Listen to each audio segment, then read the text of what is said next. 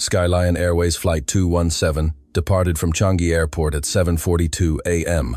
On board were 143 passengers, 2 pilots, 4 flight attendants, and a young woman nobody noticed. She occupied seat 14F by the window. Gray sweater, brown hair loose, old earphones dangling from her neck, a worn fabric backpack beneath her seat. Nobody looked at her. Nobody knew her name. But in 3 hours, the commander of that plane would shout her name over the intercom, and 143 passengers would hold their breath. Her name was Lim Mei Ling. She was 26. She lived in a small apartment on the outskirts of Tampines. She worked as a maintenance technician at a regional aerodrome. She earned just enough, ate what was necessary, and asked for no more. That day, she was traveling to Kuala Lumpur. Not for tourism, not for work. She was traveling because her father was in a Malaysian hospital, and no one else could go. She had bought the ticket with the last $260 her account. The lowest available fare, a rear seat, no checked baggage, no in-flight meal. When she boarded the plane, the flight attendant, with her blonde hair tied back, looked her up and down and pointed to the overhead compartment with a plastic smile. "Up here, please, quickly, we're delaying departure." Mei Ling didn't respond. She stowed her backpack, sat down, closed her eyes, and thought of her father. The man in seat 14D was different. Dark suit, silver watch, black leather briefcase resting on his knees. He didn't even lift his eyes from his phone as the plane pushed back. His name was Tan Wee Kiat, regional director of a logistics company based in Raffles Place, 48 years old, accustomed to first class. That day in economy, because his secretary had booked the wrong flight, he had been leaving furious voice messages for 20 minutes. As the plane began to taxi, Mei Ling opened her eyes for a moment and looked out the window. Changi's sky was clear, blue, clean, cold, perfect. Something about that sky calmed her. It always calmed her. Since childhood, her father, Lim Kian Seng, had been a pilot, not of commercial planes, but of military aviation. 23 years in the RSAF. He had flown fighters, transports, and training missions. He had landed in conditions most pilots couldn't imagine, and since Mei Ling was 6, her father had taken her to the aerodrome. He taught her to read instruments before she knew how to multiply. He explained what an engine failure meant before she understood gravity. He taught her to stay calm when everything failed. "Planes don't feel fear," her father would tell her, sitting her on his lap in front of the controls. "The fear is yours. Leave it outside the cockpit." Mei Ling learned. She studied aeronautical engineering. She got her private pilot's license at 22. She wanted to join the Air Force Training Command like her father, but the academy rejected her application. Official reason: psychological profile, unsuitable for high-pressure environments. A bureaucratic lie. Mei Ling knew it. The evaluator had written a single line in his private report, which someone leaked to her months later. Too calm. Doesn't react as expected. Too calm. As if calmness were a defect. As if not feeling panic were a weakness. She went to work at the regional aerodrome. She repaired planes. She knew them inside and out. Every cable, every valve, every system. But she never piloted them. Not officially. The plane reached cruising altitude 32 minutes after takeoff. Tan Wee Kiat immediately ordered a coffee. The flight attendant, named Sarah according to her badge, served it with a wide smile and asked if he needed anything else. He replied, without looking up from his phone, "Don't bother me." Sarah nodded and turned to the rest of the aisle. She passed Mei Ling without asking her anything. Mei Ling didn't expect it. It didn't matter. She took a water bottle and a simple sandwich wrapped in foil, which she had prepared at home that morning, from her backpack. Tan Wee Kiat glanced at her, frowned slightly, and returned to his phone. Mei Ling ate in silence. Outside the window, the sea of clouds stretched infinitely and white, beautiful. 40 minutes after takeoff, something changed. It wasn't a sound. It wasn't a sudden movement. It was an absence. The constant hum of the engines, that sound passengers stop hearing after the first few minutes, changed frequency slightly, almost imperceptibly. Almost. Mei Ling heard it, looked up from the book she was reading, frowned, and listened again. The right engine's RPM had varied, not much, but enough. She slowly closed the book, looked out the window. The right turbine was still spinning, normal to the eye, but something in the sound wasn't right. She took a deep breath. Calm, she thought. It could be low-intensity turbulence. It could be a normal thermal variation. But she kept listening, and the sound never returned to normal. At that moment, in the cockpit, Commander Wong Tek Meng stared at a screen that shouldn't be showing what it was showing. His co-pilot, Chen Wei-lei, had his hands lightly on the controls. Neither spoke, because what they saw on the instruments had no logical explanation, and because the protocol they were about to activate was one no pilot ever wants to activate. In the aisle, Sarah was collecting trays with her usual smile. Nobody noticed anything. Tan Wei-kiat continued sending emails. The boy in seat 11C, Kai, slept with his head on his mother's shoulder, and Lim Mei-ling had her eyes fixed on the right turbine, waiting, knowing that something was very wrong. Then the plane shook, a dry, strong jolt. It wasn't turbulence. Trays fell, several passengers screamed, and the intercom crackled. Commander Wang's tense, controlled, but tense voice filled the cabin. "Ladies and gentlemen, this is your captain speaking. We ask you to remain in your seats with your seatbelts fastened. We are managing a technical situation. There is no cause for alarm." Silence. Tan Wei-kiat looked up from his phone for the first time in 40 minutes. Kai in 11C woke up and quietly asked, "Mom, what happened?" And Lim Mei-ling had already dropped her book, put away her water bottle, and had her eyes on the aisle, calculating, because she knew exactly what had happened, and she knew, with the same certainty her father had taught her, that the next few minutes would change everything. The plane shook again, this time more violently. Oxygen masks dropped from the overhead compartments like cascading yellow flowers, orange plastic swaying over heads. Someone screamed at the back. Another passenger was calling their family with their phone pressed to their ear, even though airplane mode was still active. Tan Wei-kiat slammed the armrest. His briefcase fell to the floor. He didn't pick it up. Mei-ling was already standing. She didn't run, she didn't scream. She slowly rose with the precision of someone who had rehearsed this moment in her head 1,000 times. She looked towards the cockpit. The door was still closed. Sarah, the blonde flight attendant, walked down the aisle with her arms extended, trying to calm the passengers. Her plastic smile had disappeared. In its place was something more honest, fear. Mei-ling intercepted her. "What's happening in the cockpit?" Sarah looked at her, uncomprehending. "Please, miss, return to your seat and fasten your seatbelt. I am a certified aeronautical technician." Mei-ling's voice was low, firm, without a tremor. "The right engine has lost oil pressure. I heard it before the jolt. I need to speak to the commander." Sarah blinked. "Miss, you're not authorized to. If the commander already knows, I lose nothing by talking to him." Mei-ling looked her directly in the eyes. "And if he doesn't know, we're losing time." 2 seconds of silence. Sarah made her decision. The cockpit door opened 30 seconds later. Commander Wang Tekmang was a 5'2" year. Old man, gray hair, square jaw, 30 years of flying. He had flown through storms over the Indian Ocean. He had landed with zero visibility in Seoul. He had never needed a passenger to tell him what was failing. But this day was different because there was something on his screens that didn't fit any manual he had ever read. He looked at Mei-ling, a young woman, gray sweater, no uniform, no visible credentials. "Who are you?" "Lim Mei-ling, aeronautical maintenance technician, Tampines Regional Aerodrome, private pilot's license. My father was an RSAF fighter pilot for 23 years. Wang studied her face. There was no nervousness, no artificial urgency, just clarity. "Come in," he said. The cockpit smelled of metal and cold coffee. Chen Wei-lei, the co-pilot, was 34 and his knuckles were white on the controls. He watched Mei-ling enter and frowned. "What is this?"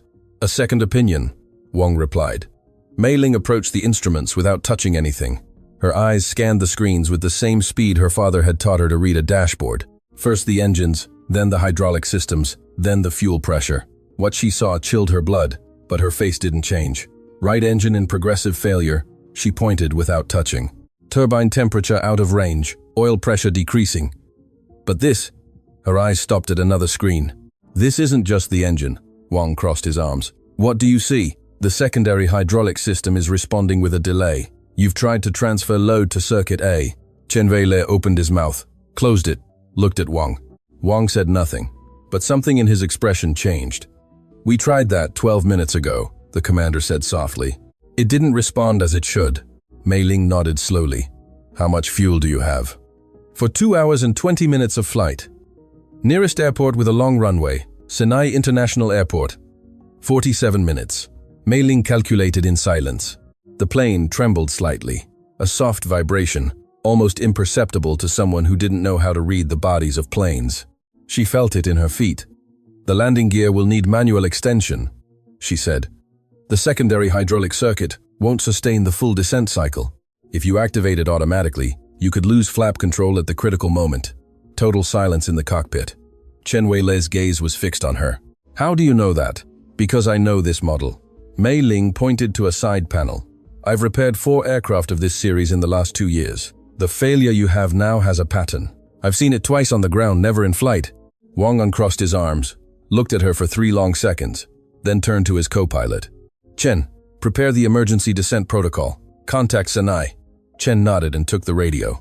Wang looked at Mei Ling again. You're staying here. It wasn't a question. While Chen spoke with Sinai control, Mei Ling stood by the side panel and began to systematically check the circuits. Her hands moved with precision, unhurried, unshaken. Wang observed her from the corner of his eye. Why are you going to Kuala Lumpur? He suddenly asked. Mei Ling didn't stop checking. My father is hospitalized. A pause. Is it serious? I don't know yet. Wang didn't reply, but something in his gaze softened a millimeter. In the passenger cabin, the atmosphere had changed. Sarah and the other 2 attendants maintained order with calm voices, but passengers saw the oxygen masks hanging, and nerves were not calmed by words. Tanwi Kiat had called his secretary, his lawyer, and his partner in the last 15 minutes. He had told all 3 that if anything happened, they knew what to do. Kai, the boy in seat 11C, who was 7 years old, looked out the window with wide eyes. Mom, he said softly. His mother, a dark-haired woman with restless hands, hugged him without responding. Mom, do you see that plane? The woman looked out the window. To port, flying parallel at a considerable distance, a silhouette appeared. A military fighter jet, gray, fast, silent from inside the commercial plane. Kai pressed his nose against the glass. It's escorting us. His mother didn't know what to say. In the cockpit, Wang already knew. Air traffic control had dispatched 2 F-15SG fighter jets from Tenga Air Base as soon as Skyline Airways. 217 declared a technical emergency standard protocol, but what wasn't standard was what Sinai Control had just communicated. Chen Weile listened. His face lost color. He hung up the radio and turned to Wang. Commander. His voice was strangely flat. Sinai has a problem. Wang waited. The main runway is closed. An incident on the ground 20 minutes ago. Total blockage. Silence. The secondary is operational, but it's 1,800 meters. Mei Ling looked up. 1,800 meters for a plane of that size, with a compromised hydraulic system and a progressively failing right engine, was exactly what the manuals called a critically minimal margin. No, impossible, but no margin for error, none. Wang closed his eyes for half a second, then opened them. Alternatives? Kuantan is 72 minutes away. With the fuel we have, we won't make it. We won't make it. The plane trembled again. This time the right engine emitted a different sound. A sound Mei Ling knew. A sound that meant the time for decision had ended. Sinai, she said with absolute calm. Secondary runway. We need to prepare for manual descent now. Wang looked at her. Are you sure? Mei Ling thought of her father, his hands on the controls, his voice telling her so many times at that small aerodrome in Tampines. Planes don't feel fear. The fear is yours. Leave it outside the cockpit. Yes, she replied. And she was. Chen Weile began the descent sequence. Wang took the controls, and Lim Mei Ling, the woman from 14F, the technician without a uniform and without visible credentials, positioned herself next to the hydraulic panel, ready, because in exactly 43 minutes that plane would land in Sinai, or it wouldn't land anywhere, and she was the only person on board who knew exactly what to do to make the first happen. Exactly. But what no one on that plane knew yet, neither Wang, nor Chen, nor the 143 passengers waiting with their seatbelts fastened, was that the problem with the hydraulic system had not been a mechanical failure. It had been caused deliberately. It had been caused deliberately. Mei Ling repeated it in her head once, just once. Then she put it away in the same place where she kept everything she couldn't resolve at that moment. Later, first land. But her mind didn't stop. While her hands checked the hydraulic panel with precise movements, a part of her was reconstructing what she had seen on the instruments from the beginning. The failure had not begun with the engine. It had begun earlier, much earlier, when the plane was still on the ground. In modern commercial aviation systems, there is a self-diagnostic protocol that activates during taxiing prior to takeoff. That protocol records the status of each circuit, and what Mei Ling had seen on the secondary screen, in that error code discreetly blinking in the lower corner of the panel, was a sequence that did not correspond to any spontaneous mechanical failure. It was a sequence of external intervention. Someone had manipulated the secondary hydraulic system before the plane took off, not to destroy it immediately, but to progressively degrade it, so that it would fail exactly when it was supposed to. At 10,000 meters altitude, far from land, with no comfortable options, Wang was focused on the controls. Chen was coordinating with Sinai. Mei Ling decided not to say anything yet. Saying it now wouldn't change what they had to do. It would only add a burden that no one in that cockpit needed at that moment. First land, then ask who and why. Circuit. Stabilized, she said softly. We can maintain enough pressure for the flaps if we reduce demand on the nose gear. We need to lower the main gear first and compensate manually. Chen turned his head. That's not in the standard protocol. The standard protocol was written for normal mechanical failures, Mei Ling replied, without altering her tone. This is not a normal mechanical failure. Wang listened without taking his eyes off the artificial horizon. Inflation, how much margin do we have if we follow your sequence with current fuel and available runway length? About 40 meters of margin at the end of the runway, if we come in at the correct angle and without crosswind. Sinai reports a 1-2, not crosswind, Chen said. Silence. 12 knots of crosswind. 1,800 meters of runway. Degraded hydraulic system. Right engine in progressive failure. 40 meters of margin became 20 meters between a successful landing and the end of everything. Mei Ling calculated. Breathed. It's still possible, she said. What happened next? No one expected. The cockpit intercom crackled. Sarah's voice came in, tense but controlled. Commander, we have a situation in the passenger cabin. Wang frowned without releasing the controls. What kind of situation? A passenger is trying to open the rear emergency door.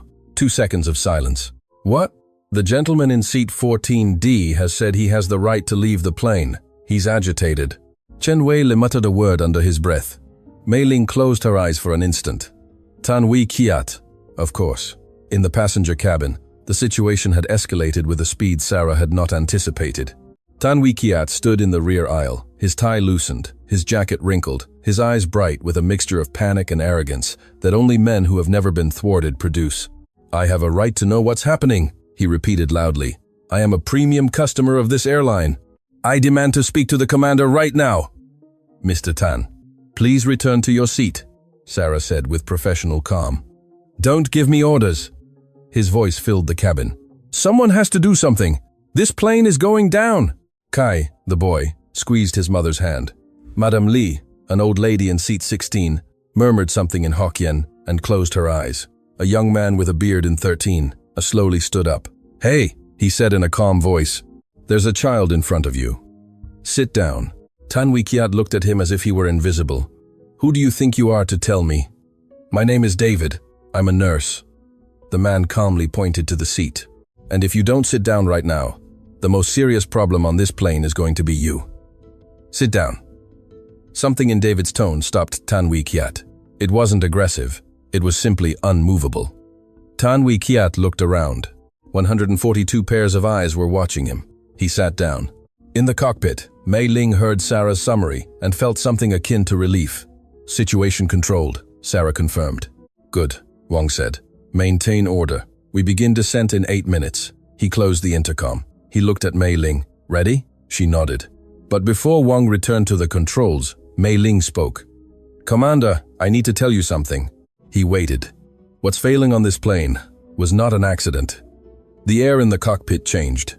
Chen Wei-le looked up from the instruments. Wang didn't move a muscle. Explain yourself. Mei Ling pointed to the secondary panel. This error code, F7, followed by 3 zeros. In the hydraulic system of this series, that combination cannot appear from natural wear or spontaneous failure. It requires manual intervention in the pressure circuit before the flight. Someone accessed the system on the ground. Long silence. Are you sure of what you're saying? Wang's voice was low, dangerously low. I've seen that code once before. Mei Ling looked him directly. In an incident report that was never officially published, a plane of the same series in Hamburg 3 years ago, ground intervention. The failure occurred over the North Sea. They were lucky. Chen Wei-le's jaw was tense. Who would do such a thing? I don't know that. Mei Ling returned to the panel. But someone on this flight might know. Wang made a decision in 2 seconds. He activated the direct communication channel with Changi Control Center. Changi Center. This is Skyline Airways 217. I need you to initiate a security protocol on the flight and passengers. Possible ground intervention before takeoff. I repeat, possible ground intervention. Confirm reception. The response came in 12 seconds. Skyline Airways 217. Received. Protocol active. Maintain continuous communication.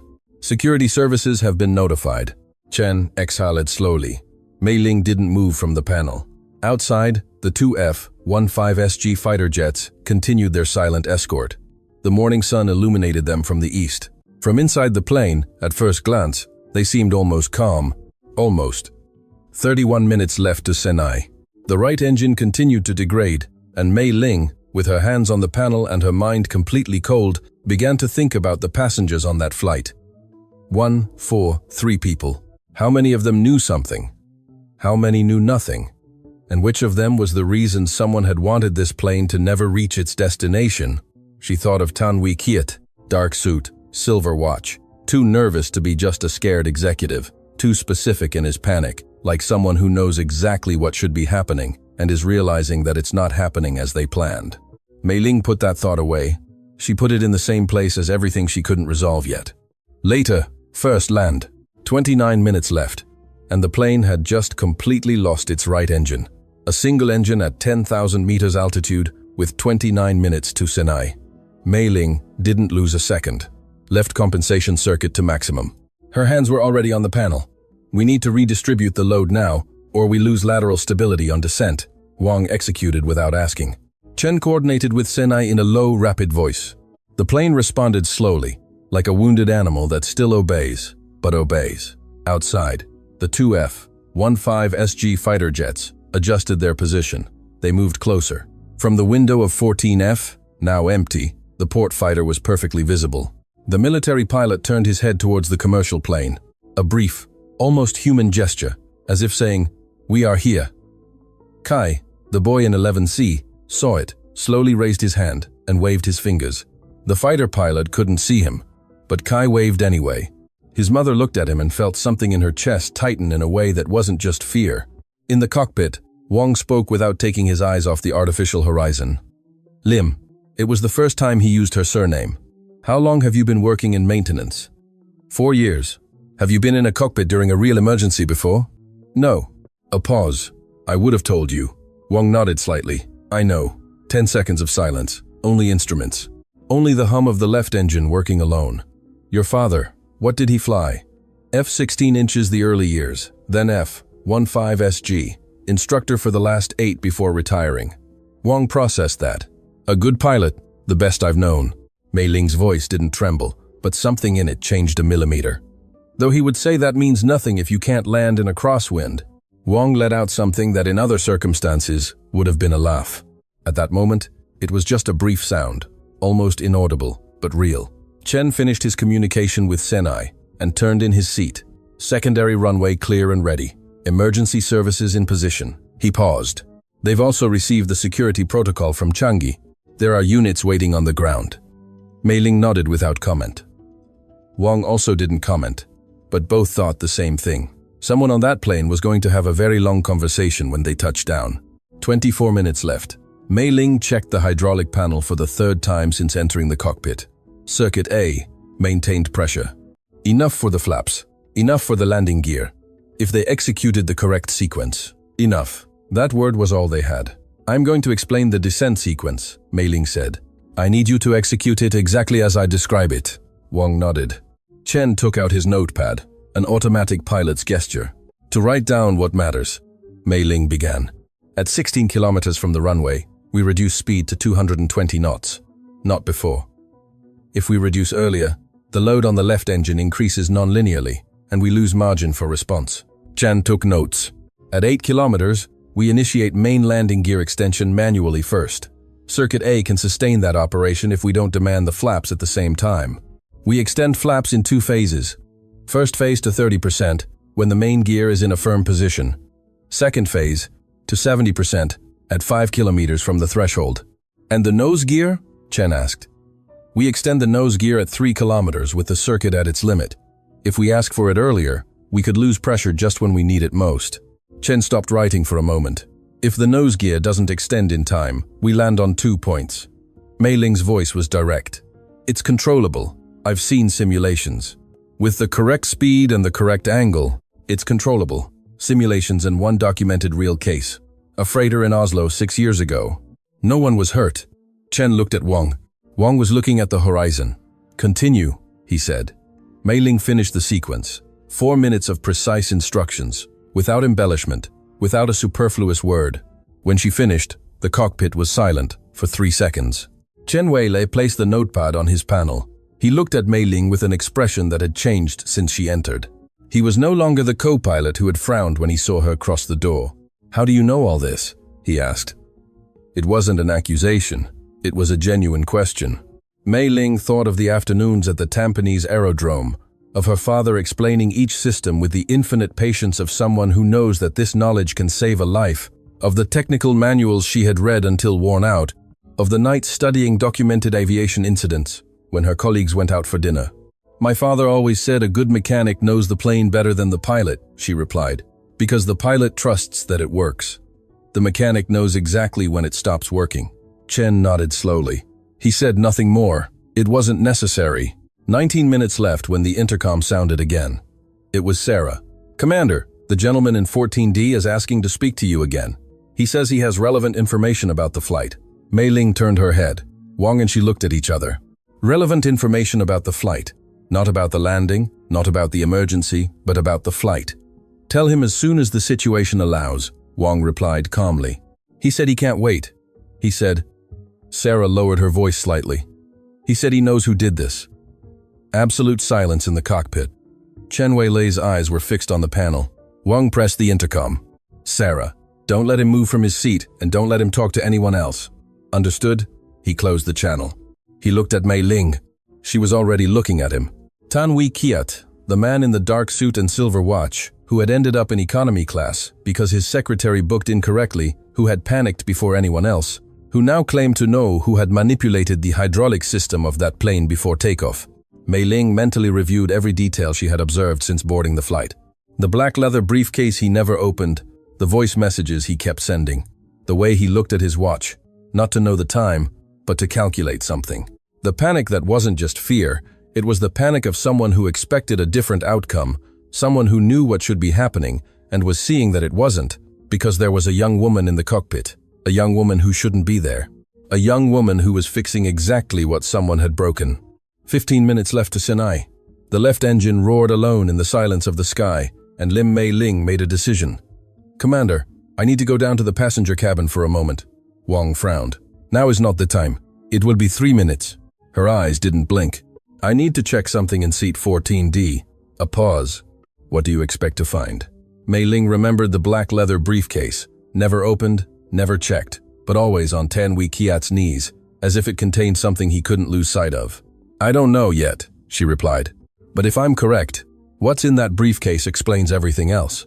Wang looked at her for 2 seconds. 3 minutes, he said. Not one more. Mei Ling crossed the cockpit door. The economy class aisle smelled of cold coffee and contained fear. 143 pairs of eyes watched her advance, some with hope, some with confusion, and one, the one in seat 14D, with something completely different, something Mei Ling recognized the instant their gazes crossed. It wasn't fear, it was calculation. Tan Wei Kiat was evaluating her, measuring her like someone who had just understood that the problem he thought was solved was not solved at all. Mei Ling stopped next to his seat. She looked directly at him. Do you have something to tell me? She said softly. Tan Wei Kiat opened his mouth, closed it, looked at the briefcase on his knees, and at that moment, the plane shook with a violence that made several passengers scream. The illuminated signal panel blinked, and Chen Weilei's voice came over the intercom with controlled urgency. Lim, cockpit now! Mei Ling didn't take her eyes off Tan Wei Kiat. 1 more second, just enough to see what she needed to see. In his hands, trembling over the black leather briefcase, a phone with an open conversation, and a name on the screen that Mei Ling didn't know, but would remember forever. Mei Ling memorized the name in less than a second. That's how her father had taught her to read instruments. Don't look. Record. She turned and walked back to the cockpit quickly, not running. The plane continued to tremble. Not violently. It was a constant, deep vibration, like an exhausted animal that keeps going because it has no other option. Mei Ling closed the cockpit door behind her. Chen Weilei had both hands on the backup controls. Wang maintained course with a concentration that filled the physical space of the cockpit. "The main gear," Mei Ling said upon entering. "How much longer until the extension point?" One minute, Chen replied. "Good. We're on time." She took her position next to the hydraulic panel. Her hands resumed checking where they had left off, as if the last 3 minutes in the passenger cabin hadn't happened. Wang waited 4 seconds. "What did you find?" Mei Ling didn't look up from the panel. "A name on Tan Weiqiat's phone." "What name?" She said it. 2 words. First name and surname. Chen Weilei stopped writing. Wang didn't react visibly, but his hands tightened on the controls a millimeter more. Only 1 millimeter. Enough for Mei Ling to notice. "Do you know him?" she asked. 4 seconds of silence. "He was a maintenance inspector for Sky Lion Airways," Wang said slowly. "He was suspended 3 months ago. Internal investigation for irregularities in technical certifications." Mei Ling processed that. The pieces fit together with a precision that was almost painful. A suspended inspector with access to the systems, a nervous executive with a briefcase he never opened, an intervention in the hydraulic circuit that required advanced technical knowledge and physical access to the plane before takeoff. It wasn't a random attack. It was a specific plan against someone specific on board. "Is there any passenger on this flight who is a high-value target?" Mei Ling asked. "Someone who shouldn't reach Kuala Lumpur?" Chen and Wang looked at each other. A second too long. Mei Ling saw it. "Who?" Wang exhaled slowly. "Seat 7A. Passenger registered as Dr. Lena Hassan, an Italian citizen. According to the information Changi just sent us with the security protocol, she is a protected witness in a European judicial process. She's traveling incognito. Not even the cabin crew knew." Silence. "What kind of process?" Mei Ling asked. "Transnational financial corruption." Wang lowered his voice. "Several major names, several countries. The trial begins in 10 days in Kuala Lumpur." Mei Ling closed her eyes for half a second. Dr. Lena Hassan, seat 7A. She had seen her passing through the aisle. A woman in her 50s, dark hair with gray streaks, small glasses, a book open on her knees. The least conspicuous person on the plane, the person someone wanted to never testify. The plane trembled again. This time it was different. It wasn't the engine vibration. It was something in the fuselage, something Mei Ling recognized before the instruments confirmed it. "Cabin pressure," she said immediately. "Are you seeing the C4 indicator?" Chen looked at it. His face changed. "It's descending slowly still, but if the compromised hydraulic circuit is affecting the pressurization seals, we have to descend in altitude," Wang said with immediate decision. "Less external pressure reduces the difference. We gain time, but we lose efficiency in the left engine," Chen pointed out. "I know." Wang made the decision in 1 second. He initiated the descent. The plane began to descend smoothly, controlled, but the passengers felt it. In the cabin, several people gripped the armrests. Kai pressed his forehead against the window. The F-15 SG fighter jets descended with them in parallel, constant. The sun illuminated them from the side and cast long shadows on the white clouds below. Kai looked at them and said nothing, just placed his hand on the glass as if he could touch them. His mother saw it and gritted her teeth to keep from crying. David Lim, the nurse from seat 13A, calmly stood up and walked to the back. Sarah intercepted him. "Sir, please, I'm a medic," he said softly. "There's an elderly lady in 16B who's been breathing rapidly for 10 minutes. I'm going to sit with her for a moment. It won't take long." Sarah looked at him. She nodded. David sat next to the old French lady, Madame Lee, who was 78 and had survived things no passenger on that plane could imagine. He spoke to her in a very low voice. Not in French, but in a low voice. The language didn't matter. The tone did. Madame Lee closed her eyes and breathed more slowly. "Thank you," she whispered. David placed his hand over hers. He said nothing more. 8 minutes remained until the main landing gear extension point. Mei Ling had her eyes on 3 panels simultaneously. Hydraulic, cabin pressure, left engine, all within the limits she had calculated. "For now, I will need to execute the manual extension from here," she said. "Panel C has direct access to the main gear circuit. If you authorize me, Commander." "Authorized, Lim." Mei Ling opened panel C, a set of switches and manual valves that under normal circumstances no one ever touched. Under normal circumstances, her fingers knew each one. She had opened identical panels on the ground hundreds of times. Never with a plane in flight, never with the weight of 143 people behind that door. She breathed. "Planes don't feel fear. The fear is yours. Leave it outside the cockpit." She left it. Chen Weile watched her work. He had been silent for several minutes. When he spoke, it was in a very low voice, almost to himself. "My daughter wants to study aeronautical engineering." Mei Ling didn't stop checking the panel. "How old is she?" 9. "Tell her to start with technical manuals before textbooks." A brief pause. "It'll put her 2 years ahead." Chen let out a short exhale, almost a laugh. "Almost. I'll tell her." 5 minutes left. Wang reduced speed to 220 knots, exactly as Mei Ling had indicated. The plane responded heavily, tired, but it responded. "Main landing gear extension point, in 3 minutes, Chen announced. Mei Ling had her hand on the manual valve, ready. It was then that the intercom sounded for the last time. It was Sarah. Her voice had changed. "Commander, a 2-second pause. The gentleman in 14D has opened his briefcase." Wang pressed the channel. "What's inside?" "I don't know. He's blocking the view, but he's taken something out. It looks like..." Another pause. "It looks like a small electronic device." "He's looking at the screen, Commander. He has an expression that worries me." Mei Ling let go of the valve for an instant. She looked at Wang. He looked at her. They both thought the same thing at the same time. An electronic device on a plane with a hydraulic system that had been remotely compromised, with technology that allows remote activation of failures in modern aviation systems, with 4 minutes left for the most critical landing of that flight. "Sarah," Wang said with a calmness that cost him everything he had, "I need you to do exactly what I tell you, without raising your voice, without him noticing. Understood? Locate Mr. David, the nurse from 13A, and tell him we need his help. Now." At that moment, Mei Ling took the manual valve, counted 3 breaths, and on the third, with the same calm with which her father had taught her to land in a crosswind, she said the words she had been preparing for 20 minutes, words that were not in any manual, words that were only hers. "Commander, no matter what happens in that cabin right now, this plane is going to land in Senai." Wang didn't respond immediately. The solitary roar of the left engine filled the silence. Then, with a voice that carried 30 years of flying within it, "I know, Lim." And it was at that moment, with 4 minutes to Senai and an unknown device in Tan Wee Kiat's hands and the landing gear still folded, that Lim Mei Ling understood something her father had never told her in words. Calmness was not the absence of fear. It was choosing every second not to let fear take the controls.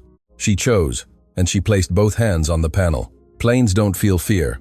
The fear is yours. Leave it outside the cockpit. 4 minutes. Mei Ling counted them in her head as she had learned to count fuel, without panic, without haste, with the precision of someone who knows that every second has an exact weight. Left hand on the main gear valve, right hand on the hydraulic compensator, eyes on 3 panels, ready. In the passenger cabin, David stood up from his seat with the same calm with which he had calmed Tan Wee Kiat an hour earlier. Sarah intercepted him in the aisle with a look that said everything without saying anything. David nodded. He walked to the back without rushing, like someone going to the restroom, like someone going nowhere important. He stopped next to 14D. Tan Wee Kiat had the device on the open briefcase, a small black screen with a blinking cursor. His fingers were trembling on the keyboard. David leaned on the back of the seat in front, with absolute naturalness. "Nice gadget," he said softly. Tan Wee Kiat looked up. His eyes were red. Not from crying, but from something worse.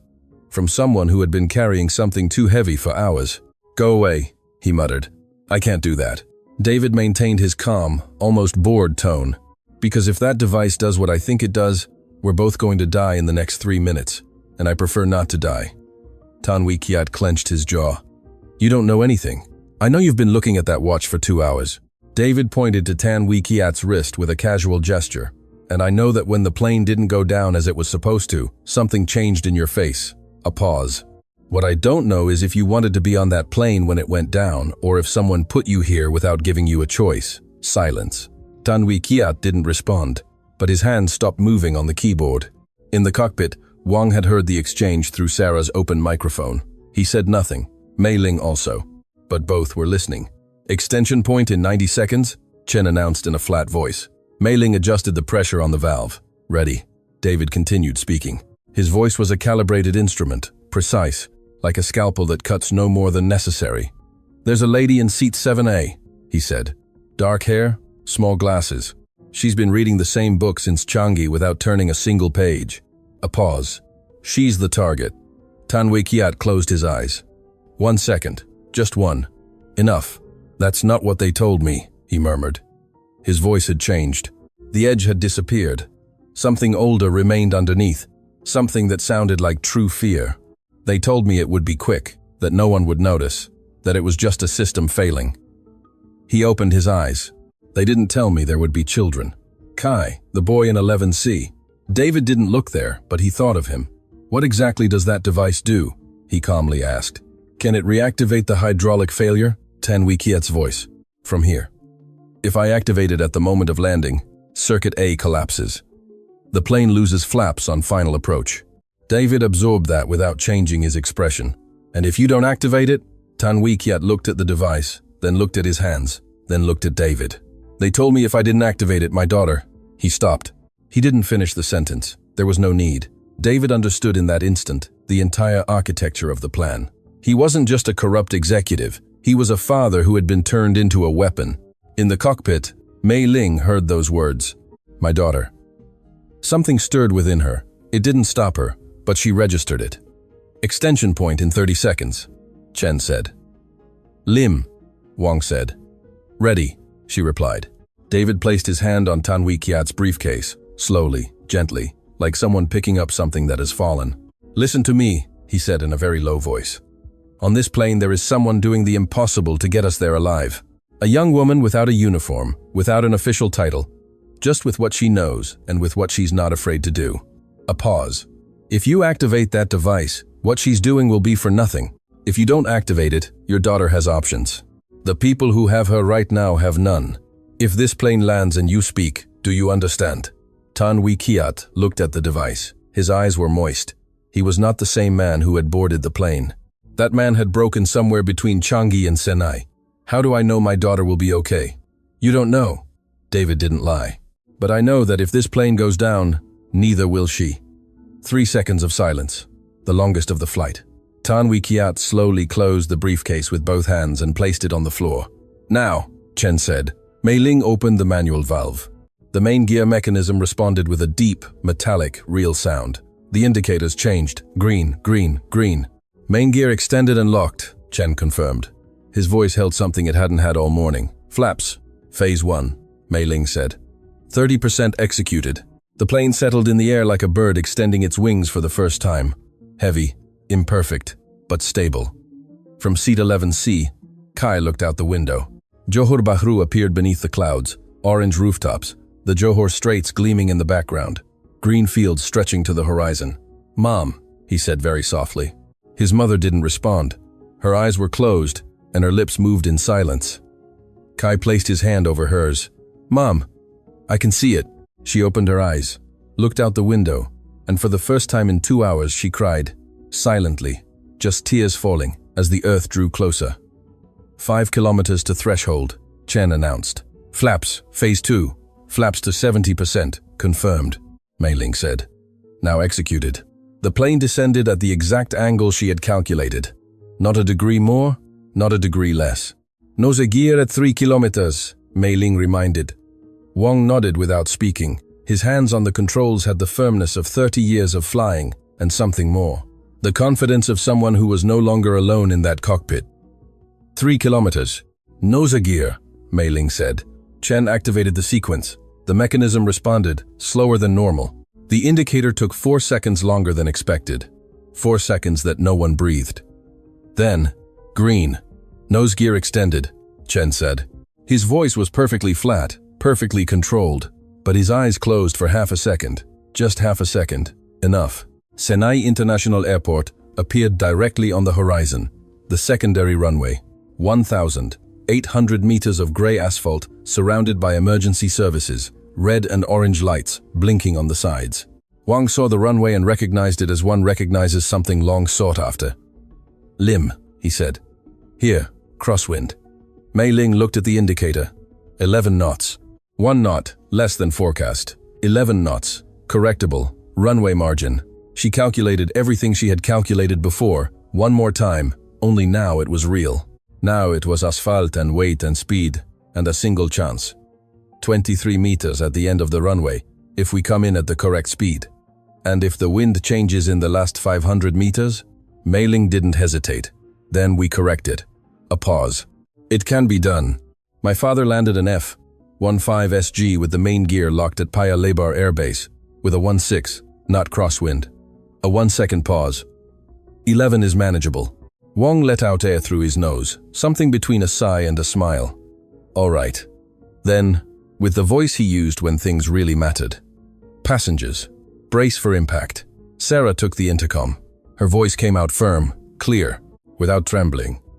Attention, ladies and gentlemen. In 30 seconds, we will begin the landing. Assume safety position. Head forward. Hands on the seat back. Seatbelt fastened. 143 people obeyed. Tan Wee Kiat leaned forward with his briefcase on the floor beside his feet. David returned to his seat and fastened his seatbelt with calm movements. Madame Lee, the old lady, crossed her hands on her lap and murmured something very softly. Kai leaned forward, and before placing his head on the seatback, he looked out the window one last time. The two F-15 SG fighter jets had separated. They could no longer follow them. The runway was only for them. Kai watched them fly away, and in a voice so low that only his mother could hear him, he said, "Thank you. 500 meters." The ground drew closer. Wang held the controls. Chen had his eyes on the indicators, and Lim Mei Ling had her hands on the hydraulic panel, ready for anything, ready for everything. The crosswind pushed the nose slightly to port in the last 200 meters. Wang corrected it without abruptness, without panic, with the precision of someone who had spent 30 years learning exactly that moment. 100 meters, 50, 20. The main wheels touched the asphalt with a dry thud that ran through the entire fuselage from tail to nose. A second later, the nose gear touched down. The plane rolled, the brakes engaged, the runway consumed beneath them at a speed that seemed impossible. 1,000 meters, 100, 15. The plane slowed, and stopped 19 meters from the end of the runway. Silence. 2 seconds of absolute silence. Then the passenger cabin erupted. Applause, crying, voices.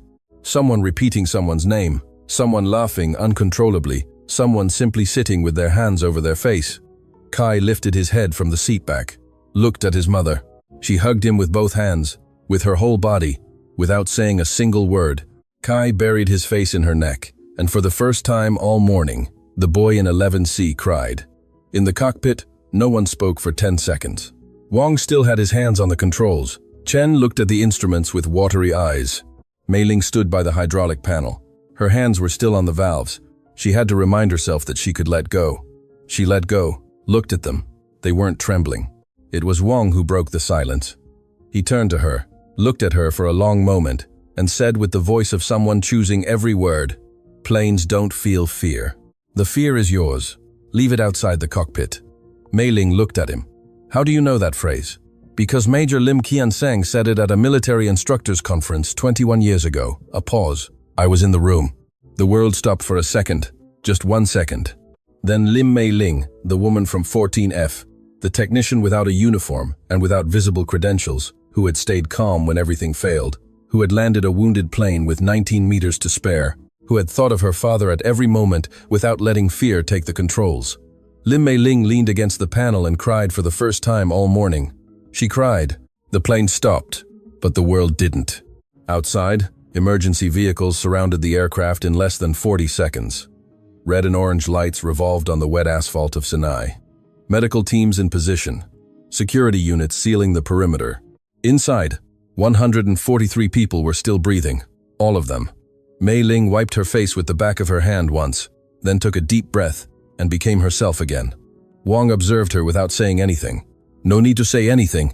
Chen Weile completed the post-landing procedures with hands that, for the first time in 2 hours, were not completely steady. He let them tremble. He had earned it. The front door opened 4 minutes after landing. Passengers began to disembark in order. Sarah guided them with a calm voice, one by one, unhurried, without chaos. Kai disembarked holding his mother's hand. On the last step of the air stairs, he stopped. He looked at the clear, blue, cold and clean sky of Sinai. Then he looked at the runway, the 19 meters of asphalt that remained between the plane's nose gear and the end of the runway. 19 meters. Kai measured them with his eyes, as only 7-year-old children measure things, with their whole body. Then he looked at his mother. "It was enough," he said. His mother didn't respond. She just lifted him into her arms and hugged him with a force Kai would never forget. Madame Lee, the old lady from seat 16B, slowly descended the air stairs. David accompanied her. When her feet touched the asphalt, she paused for a moment, closed her eyes, breathed the air of Sinai, then opened her eyes and looked at David. "You know," she said very softly, "such things." David smiled. "Yes," he replied. He didn't know if it was true, but it sounded true, and at that moment, it was enough. Tanwi Kiat was the last to exit, not by choice. 2 security agents waited for him at the foot of the air stairs. No handcuffs, no scene, just 2 men standing, who watched him descend with an expression that needed no words. Tanwi Kiat hesitated on the last step, looked back into the plane as if expecting to see something, as if searching for someone. Then he stepped down. The agents took positions beside him, and the 3 walked towards a vehicle waiting at the edge of the runway. The black leather briefcase was carried by one of the agents. Tanwi Kiat didn't look at it. Dr. Lena Hassan, the woman from 7A, exited unhurriedly, dark hair, small glasses, her book closed under her arm. No one applauded her. No one knew who she was. 3 plainclothes individuals waited for her at the foot of the air stairs. They exchanged a few quiet words. Lena nodded once. She turned and looked at the plane for a moment. Then she continued walking without looking back, with the quiet determination of someone who had an appointment in Kuala Lumpur in 10 days and had no intention of missing it. Mei Ling was the last to leave the cockpit. Wong let her pass first. She declined the gesture with a slight shake of her head. "You first, Commander." Wong looked at her for a second, then exited. Chen followed, and Mei Ling remained alone in the cockpit for exactly 12 seconds. She looked at the panels, the instruments switching off one by one, the empty commander's seat, Chen's notepad with his annotations still open on the panel, the manual hydraulic circuit valve still in the position she had left it. 12 seconds. Then she exited. The Sinai sun was warm for February. Mei Ling slowly descended the air stairs. When her feet touched the asphalt, she felt the ground in a way she had never felt it before. Firm, real, hers. A medic approached to check on her. She let him. Blood pressure, heart rate, oxygen saturation, all within normal ranges. The medic looked at her with an expression that mixed professionalism with something he didn't know where to put. "How do you feel?" he asked. Mei Ling thought about the question for a moment. "I have to get to Kuala Lumpur," she replied. The medic blinked. "Miss, I know what I just did." Her voice was soft, without harshness. "My father is in a hospital in Kuala Lumpur. I need to get there." The medic nodded slowly. He said nothing more. It was Sarah who approached 10 minutes later. She stood in front of Mei Ling with an expression that bore no resemblance to the plastic smile from the beginning. "When you boarded the plane this morning," she said softly, "I looked at you and thought you were just another passenger." Mei Ling looked at her. "I was just another passenger." Sarah shook her head slowly. "No." A pause. "Thank you." Mei Ling didn't respond immediately, then nodded once briefly, as her father would nod. Wong found her next to one of the emergency vehicles. He carried 2 coffees in paper cups. He offered her one without asking. Mei Ling accepted it. They drank in silence for a moment. The asphalt smelled of kerosene and damp earth.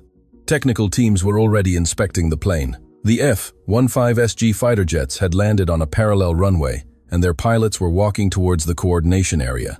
Everything had the orderly, cold appearance of things that happen after the worst has passed. "I'll call Kian Seng," Wong said suddenly. Mei Ling looked at him. "You know him well. We flew together for 3 months in '97. A pause. "He was the best instructor I ever had, and the most impossible." Mei Ling looked down at her coffee. Something in her stirred. "He finds it very hard to be on the ground," she said softly. "He hasn't flown in 2 years, and he still talks about planes as if they're waiting for him." Wong nodded. "Good pilots always do." Silence. "Do you know what happened to him?" Mei Ling asked. It was the first time she had asked it aloud to someone other than herself. "I know he had a cardiovascular problem." Wong chose his words carefully. "I know he's been under observation for a while, and I know he has a daughter who works at an aerodrome in Tampines and reads technical manuals instead of novels." Mei Ling looked at him. Wong's eyes held something that wasn't pity. It was something more difficult to sustain than pity. It was recognition. "How long since you last saw him?" Wong asked. 4 months. "Well, it's about time." It was then that Chen Weilei approached, notepad in hand. He opened it to the page where he had written the descent sequence Mei Ling had dictated. He carefully tore it out, handing it to her. "So you remember this happened," he said. Mei Ling looked at the sheet, her own sequence, written in Chen's tight, precise handwriting. She carefully folded it, put it in the pocket of her worn fabric backpack. "Tell your daughter," Mei Ling said without looking at him, "to study hydraulic systems before engines. Engines make noise when they fail. Hydraulic systems fail in silence." Chen looked at her. "I'll tell her. And don't let anyone tell her that being too calm is a defect." Chen didn't respond immediately, then nodded slowly, with all the weight of what he had seen that morning behind that gesture. 3 hours after landing in Sinai, authorities confirmed the initial investigation results. The suspended Skyline Airways inspector had been arrested in Changi before the plane touched down. The intervention in the hydraulic system had been executed during the aircraft's overnight maintenance. Tan Wee Kiat had cooperated with authorities from the moment he was on the ground. His daughter, who had been located safe and sound in less than 90 minutes thanks to the information he provided, was reunited with her mother that same afternoon. Dr. Lena Hassan was transferred to Kuala Lumpur on a private flight with security escort. Her testimony before the International Anti-Corruption Tribunal was still on schedule. Chen Weile called his home from Sinai Airport. His wife answered on the first ring. He didn't say much. He said enough. When he hung up, he stared at the phone for a moment. Then he looked up his daughter's number. He sent her a message, just 2 lines. "Study hydraulic systems before engines. A person you'll meet soon will explain why." Sarah submitted her report to the airline that same afternoon. In the observations section, where she normally wrote 2 lines about the general state of the flight, she wrote 4 pages. The last sentence read, "The passenger in seat 14F saved this flight. Her name is Lim Mei Ling. Let it be on record." Mei Ling secured a seat on a flight to Kuala Lumpur that same night. Economy class, rear seat, no checked baggage, just like in the morning, just like always. When the plane took off from Sinai and the city lights became small below, Mei Ling looked out the window. The night sky was clear, full of stars. And for the first time all day, she didn't listen to the engines with worry. She just heard them working, and she closed her eyes and thought of her father and smiled. Weeks later, the Kuala Lumpur hospital had large windows. That was the first thing Mei Ling noticed when she arrived that night. Windows that let in the sky, as if whoever designed it understood that there are people who need to see the horizon to keep breathing. Lim Kianseng was one of those people. He was awake when she entered, thin, more than she remembered. His hair completely white, his hands on the sheet, with that stillness pilots' hands have when they have no controls to hold. But his eyes were the same, exactly the same. Mei Ling stopped at the door, looked at him. He looked at her. 2 seconds of silence that contained 4 months of distance and a whole morning above the clouds. "You're late," Kianseng said. His voice was weaker, but the tone was identical. Mei Ling entered and sat in the chair beside his bed. "I had a setback." "What kind of setback?" She looked at him. "The flight had a technical problem." Kianseng frowned slightly. "How serious?" "Right engine in progressive failure. Hydraulic system compromised. 1 engine to land on a short runway within 1-1, not crosswind." Silence. Kianseng studied her for a long moment. "And you?" "Landed. 19 meters to spare." Another. Longer silence. "Who was piloting?" "Commander Wang." Kianseng blinked once. "Wang Tek Meng sends his regards." Kianseng closed his eyes for a moment. When he opened them, they held something different. Something Mei Ling took a second to identify. Pride. Not the noisy pride that announces itself, but the silent, deep pride, the kind that weighs more. "Were you scared?" he asked softly. Mei Ling thought about the question honestly. "Yes." "And what did you do with it?" She looked at him directly. "I left it outside the cockpit." Kianseng didn't respond immediately. His eyes were fixed on her with a gaze Mei Ling had known since she was 6. The same look her father used to gaze at horizons before takeoff, as if calculating everything that was to come. Then he slowly, with effort, raised his right hand and placed it over hers, without saying anything else, without needing to say anything else. Mei Ling stayed in Kuala Lumpur for 4 days. She slept on the hospital room sofa. In the mornings, she brought him coffee from the hallway machine, and he pretended it was good not to worry her. In the afternoons, they talked about planes, systems, flights he had made, that she knew by heart because she had heard them 100 times. One afternoon, Kianseng asked her about the suspended inspector, Tan Wee Kiat, about Dr. Lena Hassan. Mei Ling told him everything calmly, precisely, as he had taught her to recount things that matter. Kianseng listened, without interrupting. When she finished, he looked out the large hospital window. The Kuala Lumpur sky was that intense blue that only cities near the sea have. "Do you know what makes me happiest about all this?" he said. "What? That you didn't leave that plane halfway." Mei Ling frowned slightly. "Halfway?" Qian Seng was still looking at the sky. "There are people who know how to do things. And there are people who do them. The difference isn't in talent. It's in the moment you decide that fear won't be the one to decide for you." A pause. "You decided. That is priceless." Mei Ling didn't respond, but something within her that had been tense for months slowly loosened, like a knot giving way. The day before returning to Tampines, Mei Ling received a call, an unknown number. It was the director of operations for Skylion Airways. He offered her a position, not as a maintenance technician, but as an in-flight systems safety consultant, with cockpit access, official training, and the possibility of completing her commercial license with the airline's backing. Mei Ling listened in silence. When he finished, she asked, "Why me?" "Because Commander Wang wrote a 4-page report," a pause, "and because Flight Attendant Sarah wrote another 4, another pause, and because co-pilot Chen Wei personally called to say his 9-year-old daughter wants to be an aeronautical engineer and wants you to mentor her when she grows up." Mei Ling looked out the hospital window. The Kuala Lumpur sky, blue, clean, immense. "I'll think about it," she said, hung up, stared at the phone for a moment, then entered her father's room. Qian Seng was sitting on the bed, more upright than on previous days. He watched her enter. "Good news? Maybe." He waited. Mei Ling sat in her usual chair. "They've offered me a job at Skylion Airways, safety consulting, commercial license included." Qian Seng said nothing immediately. He looked at his hands on the sheet, then at her. "And the Tampines aerodrome will still be there. And you?" Mei Ling thought of the hydraulic panel, the manual valve, the 19 meters of asphalt at the end of the Sinai runway, Kai placing his hand on the glass, Madame Li breathing more slowly, Wang saying her surname for the first time, of Chen writing in his notepad, of her father, always of her father. "I think," she said slowly, "that there are things you learn for yourself, and there are things you learn to be able to give to others." Qian Seng looked at her. His eyes held that sparkle Mei Ling had seen few times in her life, the same times that truly mattered. "Did you learn it well?" he said very softly. Mei Ling returned to Tampines the next day on the return flight, window seat. She looked at the sky throughout the journey. She didn't listen to the engines with worry. She listened to them with gratitude. They landed without incident. She was the last to exit. Weeks later, in a Kuala Lumpur courtroom, Dr.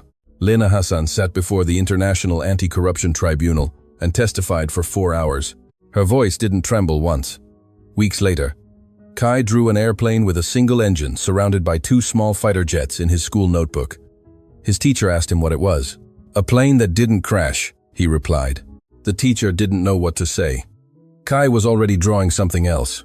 Weeks later, Chen Wei Lei arrived home earlier than usual. His 9-year-old daughter was at the table doing her homework. He sat next to her, opened a drawer, and took out a technical manual on hydraulic systems. He placed it on the table. She looked at it. "What's that?" "The place where everything begins," he said. She opened it and began to read. And Lim Mei Ling returned to the Tampines aerodrome on a Monday morning. She arrived on time. As always. She put on her overalls. As always, she opened the first panel of the day, and before starting, she put her hand in the pocket of her worn fabric backpack and pulled out the folded sheet. The descent sequence written in Chen Wei Lei's tight handwriting. She looked at it for a moment, folded it again, put it away, and began to work with hands that didn't tremble, with the calm her father had taught her, with the knowledge that there are things no one can take from you, because they are not in a title, they are not in a uniform, they are not in the correct surname, nor in the correct academy, nor in the correct seat. They are in what you do when the engine fails and the ground is far away and fear knocks on the door. They are in choosing each time to leave it outside the cockpit. Planes don't feel fear. The fear is yours. Leave it outside the cockpit.